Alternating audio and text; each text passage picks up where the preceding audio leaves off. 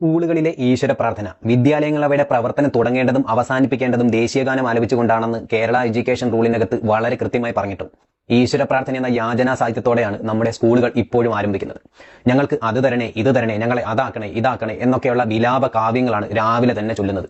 ഇത് നിയമവിരുദ്ധവും പ്രതിലോമകരവുമാണ്. കുട്ടികളിൽ ശാസ്ത്രീയ ചിന്താഗതിയും അന്വേഷണത്വരയും മാനവിക ബോധവും സ്വയം പര്യാപ്തതയും പരസ്പര ബഹുമാനവും ഒക്കെ വളർത്തിക്കൊണ്ടുവരാൻ ഉത്തരവാദിത്വമുള്ള സ്ഥാപനങ്ങൾ തന്നെ എല്ലാ അന്വേഷണങ്ങളെയും റദ്ദു ചെയ്യുന്ന സമ്പൂർണ്ണ വിധേയത്വത്തിന്റെ മാനിഫെസ്റ്റോയായ മതസാഹിത്യങ്ങൾക്ക് മുന്നിൽ കുട്ടികളെ വിനീത വിധേയരാക്കി അറ്റൻഷൻ അടുപ്പിച്ച് നിർത്തുന്നത് ഒരു ആധുനിക സമൂഹത്തിന് ചേർന്ന ഏർപ്പാടല്ല.